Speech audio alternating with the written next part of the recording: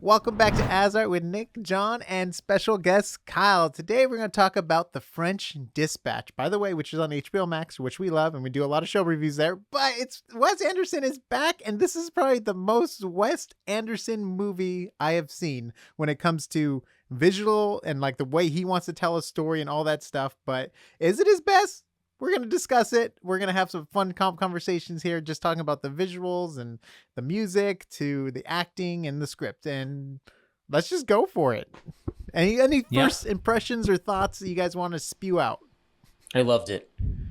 It's another great. I mean, it's exactly what I would expect from Wes Anderson. It's great. And it's more, and this seemed to me more like a loosely connected vignettes piece as well. So I really like that. My main thought was, man, his casts just keep getting bigger and bigger, and he had to do vignette pieces because he has to get through all these people that he's including in his movies these days. So yeah, it's funny. I was thinking what Kyle was thinking, but I'm like, man, he needs about 3 movies to include all these people that he has here. Yeah. So it's kind of funny. And just before we go any farther, spoilers, just in case we might be talking about endings and certain plot twists and stuff, but it's on HBO Max. Go there, watch it, come back and watch our review. So, we gotta talk about this. This is by far the most visually Wes Anderson movie we have ever gotten, probably.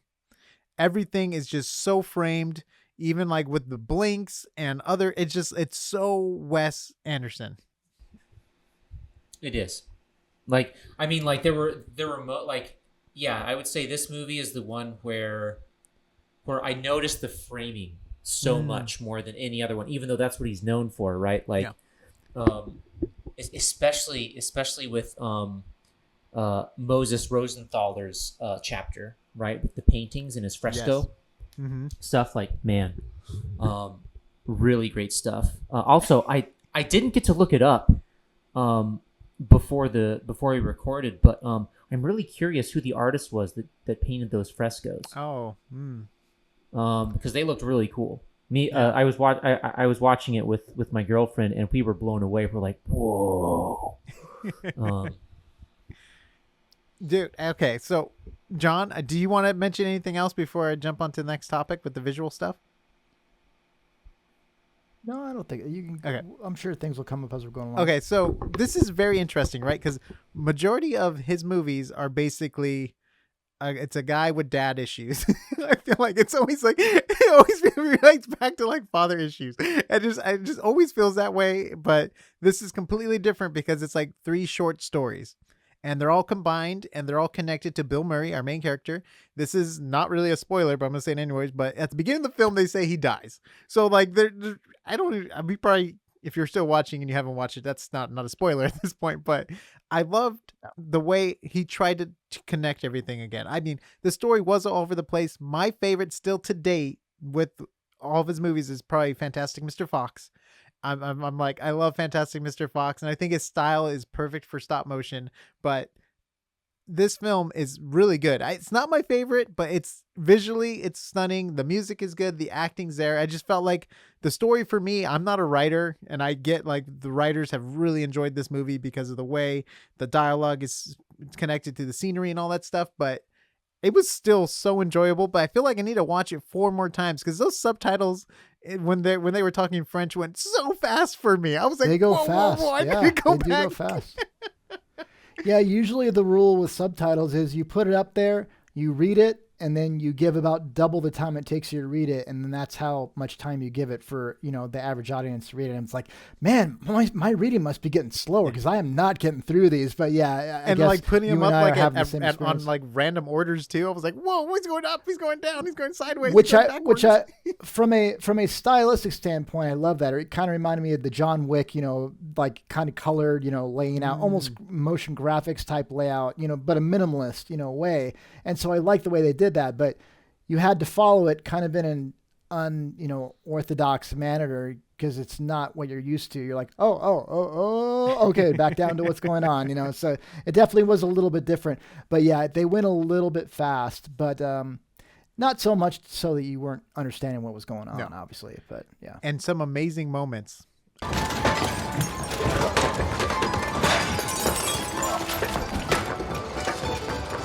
amazing moments in this movie. But go on, Kyle. Go on.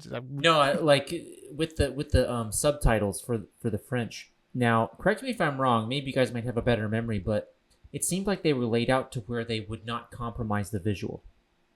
Right, like they were sort of paired with the composition to complement. Yeah, because like they would be framed and it would like go up. Yeah, yeah. It was really heavy on the first one though, or not the first one, because technically Owen Wilson's story was the first story, the bicycle. Yes, it was the second story, though.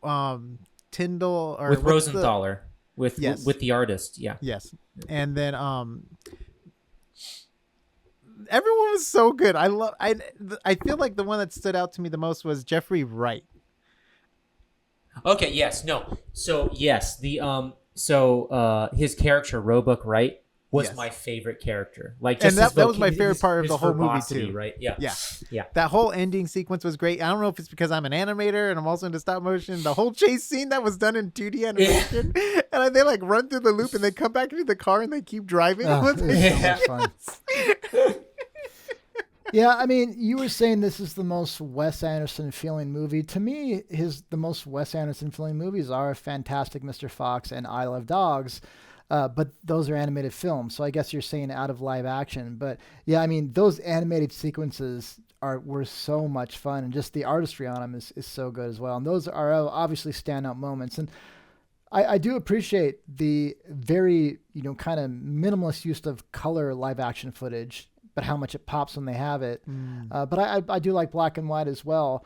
But I don't know. I was thinking about some other movies that used very selective use of color. Like obviously a completely different type of movie, but like Schindler's List, you have the candle going out, and that's signifying, the last bit of color before the Holocaust starts. Or you have, the little girl in the red dress in Schindler's List. And when you see that impact, the next time you see her, it's a huge emotional impact. Going from the black and white to color, didn't kind of get always the impact, quite as much here. But I do like the idea. Yeah, I didn't get it quite as much always. At certain times I did, but not always. You know what? I think what I would have liked with the black and white sections a little bit more is I loved Lighthouse, and I think it's because it had heavy grain when they had the black and white. Whereas here, it's black and white, but it's perfectly clean, black and white, where they just, selectively desaturated it and adjusted the, the color channels to get these selectively looking black and white. But yeah, did you love the black and white look for the majority? So well, you made a good point that it's like they did it a bit, but there's only certain parts where it really, like the abrupt transition really shines. So for me, some of the most memorable were the ones that captured artistry. Right, they emphasized a moment of artistry. So especially where they first revealed the frescoes in Rosenthaler's chapter, and then also the culinary aspect as well, where they're going through the dishes that Lieutenant Nescaffier makes, and just like they look so delectable, right? And they're going through the menu and like showing the little pieces, like the little, culinary masterpieces he makes. It was so good. So yeah, like that was I think that's where it was at its highest effect. So I'm curious from a creative standpoint, or not a creative standpoint, but a production standpoint. Do you think they shot everything and planned all the sets and costumes and shot everything in color? Or do you think they knew, hey, this whole section is going to be in black and white, so we're going to shoot it to look and contrast well in black and white? Because that's a whole different thing. You might shoot something that looks great, saturation and hues and color, but then it's not going to look in black and white. I mean, you can adjust your sliders for your color channels, in post-production and create a good contrasting black and white image. But I'm curious if they maybe shot it for black and white in those scenes, or if they did that as a complete post process. I mean, I'm sure it was shot in color and then they made it black and white, but I'm curious how they designed, the look, if it was already with black and white in mind. So I want to say that it was, that Wes Anderson wanted to, like the whole would like attention to to detail that he always has, right? Like there's always that, like he frames everything perfectly. He knows what he wants. Like that's why everything's like that. So you would want to assume and say yes, but he definitely planned it. But I think John's right. Is that you probably? Oh, I don't know if I'm right or not. I'm completely asking. I'm just curious. Like I think like it's definitely I think it came off to me as a post process as well. Now that I think about it, but it There's nothing wrong with that. Yeah, at all. I mean, it looked perfect. It looked great. Everything looked great in black and white. I loved Lighthouse, but they literally shot those with the old cameras, with old film in their own cameras, and that's why it looked like that, because it was actually shot with those. But that's not always very practical. I mean, I'm sure they shot this with modern cameras, but did they though? I don't know. I can't. I don't know. I wish I knew more on the back end of this stuff. For this movie. Well, I know for Grand Budapest, I feel like they used different cameras for the different times because they were jumping through time, older, right? Yeah, and they were that was a much older film for Wes Anderson too, though, right? I mean, it was before Isle of Dogs. So it's one of his newer ones. Yeah. But I mean, it is one of his newer ones. Yeah, it's one of his newer ones. And like, that's what, like, whenever I think of one of his movies, like that one always comes to mind because of the color and stuff. But I was so happy he used black and white as much as he did, because he's always so known for his color and all this stuff like that. So it was cool to just have black and white and just really focus on the layout and the, I was just like, really just the like lighting. It was beautiful. Like whoever does his lighting and his filmography, they're just incredible. And like the way the camera moves, it's perfect. The camera moves are always so perfect, and the cuts and edits line up so well together. Even though they were fast and felt like all over the place sometimes, like it's done. It's an art piece. This movie. Yeah. It's like looking into a diorama, but forgetting that it's a diorama, right? Like it's like you almost walk into it, right? Yeah. What was any of the three stories out of the three stories, was one weaker than the other, or were they all like the same for you guys? So, go ahead. You want to start off? Yeah, the one that unfortunately the one that had the least impact, or just had the least impact. I guess they were all great, but like Tilda Swinton's character, J.K.L. Brennanson, where she was recounting. Well, no, that was the Rosenthaler. Yeah, the painting one. So then, so I guess no. Never mind. I redact that statement. All of them had their own merits. Yeah. I'm just a big Benicio Del Toro fan, so when I saw him peeking up from behind a canvas, I'm just like, oh, this is gonna be silly. This is gonna be fun, And then he goes up and he starts painting on her, and she slaps away his hand. I'm like, yep, this is gonna be a treat. This is gonna be fun, Then she gets her uniform on, and then she puts him back in the jail cell. It's like, this is gonna be fun. So I maybe liked that one the most, but I was expecting to like it the most because I'm a big Benicio Del Toro fan. That being said, all of them were fun, and all the actors and actresses did a wonderful job. But then again, like, man, all the stuff with, the cook, eating the poison and stuff was hilarious too. Yeah. So there's just moments. I think I in all Wes Anderson films, that I haven't seen them all yet, I'm slowly working my way through them. I appreciate specific shots that I laugh so hard at and then I'll never forget. And then I always appreciate the artistry of every shot and shot to shot, but not always like is the story always like at my absolute favorite. Like, again, the animated ones are my favorite ones, like Fantastic Mr. Fox and Isle of Dogs, but Benicio Del Toro just, got my attention and had me giggling the whole way through. I would say that I do. So I would like to amend again. I do have a favorite one, and that's the Roebuck Wright chapter. First off, the character of Roebuck Wright is just great. Like, he has like such verbosity, right? Like, he's so verbose, and just like his whole manner was just so cool, very concise, right? And just the story about the police commissioner developing his own type of cuisine for the police force, like, and just like going into the process of it. I'm like, tell me more about this magnificent man. And then also probably arguably the most poignant scene of the film for me was Steve Park's performance as Lieutenant Nescaffier when he ate the poisoned radish willingly. And basically, and like he's describing the flavor of the poisoned radish, and he's like, it's an entirely new flavor that's rare at my age, right? And he's like, it's something new, and I'm like, whoa! Like, that whole scene, I was like, whoa, that's powerful stuff. Like, I really enjoyed that. No, that and was I just also like my favorite too. Go on. I like Bill Murray goes. Oh, there's no point in having the story without this. He goes, I completely disagree. It's like I couldn't disagree more. Just like it was so funny. He's like, well, don't cut it, and he just walks out of the room. The two of them having a conversation. Bill Murray and that dude, Jeffrey they Wright, are perfect together. Yeah, they are so He's been good. killing it. I love that guy. Jeffrey Wright has been been killing it. destroying. He's one of my favorite actors right now in Hollywood. Or wherever he's from. He might not even be from Hollywood, like in Hollywood, but he's one of my favorite actors right now. And the shows and movies he's been in has just been so much fun. By the way, we're going to be talking about the Batman. So if you haven't seen that, we're going to be talking about the Batman. Jeffrey Wright's in it. We also did a good job. But final thoughts about this movie. Any final thoughts, impressions? John, did you enjoy the soundtrack? I know you're a big soundtrack guy, so... Yeah, you know what? I mean, it felt very much like a Wes Anderson soundtrack. There's some ones you remember. It suits the visuals perfectly. I'm more a orchestral score type person, so in that regard, it didn't grab me to where I'm gonna say, oh, I'm gonna go pull that up on Spotify and listen to it. But everything fit perfect. He's more almost. I don't want to say he's like Quentin Tarantino, but they have a certain type of like soundtracks they pick out. That they put in their movies, and it suited that perfectly. So it was really, really fun in that regard. Not my favorite Wes Anderson movie, but you knew 30 seconds in you were getting into a Wes Anderson movie, and it was really fun. And I like what Kyle said too.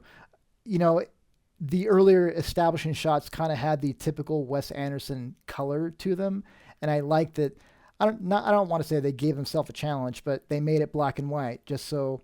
Hey, the emphasis is on different things this time around instead of just the color. I mean, it's still the framing and the light and everything, but it's a different type of Wes Anderson experience. So it was really fun. This that's the thing. I hate doing like is this the best one? Like, I mean, it's still quintessentially Wes Anderson, yes. And I was delighted all the same by all his other films I've seen of his, Man, this is probably the one that I felt like I was also entering into a book or a novel. Yeah. Probably because of the publication newspaper angle, and the right? way the story beats it too. It's like you're reading little short stories almost. Exactly. Like and for some reason even the beginning scene where they're assembling the drinks. Oh yeah, it's so much fun going up the stairs and all that stuff. Yeah, It's just I don't know. I felt like I was in a storybook. It was great. It's so much fun. I love those shots. Like in Life Aquatic, you pull back and you see the whole sub, and they're like going through the different areas, and they have like the dolphins on the bottom swimming. It's just like, yes, I love that stuff so much. The Grand Budapest did that a couple times. Just like this pulled back shot and like the elevator going up, or it's like his shots are so amazing. And Fantastic Mr. Fox is known for doing that. Isle of Dogs especially because it's stop motion and stuff. But like you go back to even like Bottle Rocket and Royal Tenenbaums, like they're all fantastic classic Wes Anderson movies. So me and John did a trailer review of this. As soon as the trailer dropped, we finally come around and we get to watch it. John, how cool is that? Like we've been waiting for this. That was it. That seems like an eternity ago. That was before COVID times, I think, and so this had been pushed back quite a bit. I mean, it's interesting to be watching this. What seems like ages later, but it's fun to actually be sitting down and watching it. Yeah. Now we got to watch the Arnold Schwarzenegger Jackie Chan movie. Wait, what? The Tower. We did a trailer reaction to that trailer because we're like, no way. Arnold Schwarzenegger and Jackie Chan are in the same movie, and we did. Could you please send me that trailer because I need to see it? It's one of the funniest trailer reactions we've ever done too. Amazing. We're laughing pretty hard, but yeah. By the way, if you're new to the channel, John loves Arnold Schwarzenegger. It's his favorite actor. Favorite movie is Hercules, his first one. Like you'll know. He's a big Arnold man. He loves Arnold. It's all lies. Nick is lying. It's not true. You want to go to the AsArt.space to check out all the audio and video links. You can go to Pickles with the Zero to check out Kyle's awesome artwork. He's the Instagram wizard doing all the drawing and stuff. Thank you very much for watching. We'll see you on the next AsArt. Yeah, the French Dispatch.